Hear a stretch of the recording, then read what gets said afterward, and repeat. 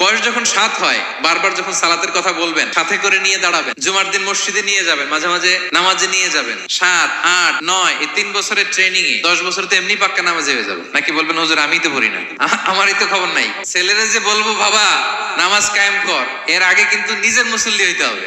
নামাজের ব্যাপারে no consideration, কোনো ছাড় নাই। সালাত আপনাকে পড়তেই হবে যে কোনো পরিস্থিতিতে। এজন্য 7 বছর বয়স থেকে বিশ্বনবী ওয়ার্নিং দিতে বলেছেন। 10 বছর বয়স হলে প্রয়োজনে রূঢ় আচরণ করো, শাসন করো, প্রয়োজনে মৃদু প্রহার করো। অনেক ফ্যামিলি আছে নিজেও নামাজি, ছেলে মেয়েদেরকেও নামাজের কথা বলে পড়ায়। জোহর পড়তে দেয়, আসর পড়তে দেয়, মাগরিব পড়তে দেয়, এশা পড়তে দেয়, ফজর পড়তে দেয় না। ফজর নিয়ে টেনশন নাই। কেন?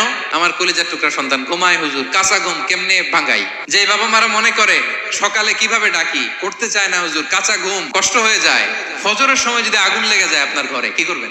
আরেকটু ঘুমা, কাঁচা ঘুম। দুনিয়ার আগুন থেকে রক্ষা করার জন্য যেমনি ডাকেন, উঠায় নিয়ে আসেন, জাহান্নামের কঠিন আগুন থেকে বাঁচানোর জন্য ফজরের সময়ও ডাকার দরকার আছে না নাই?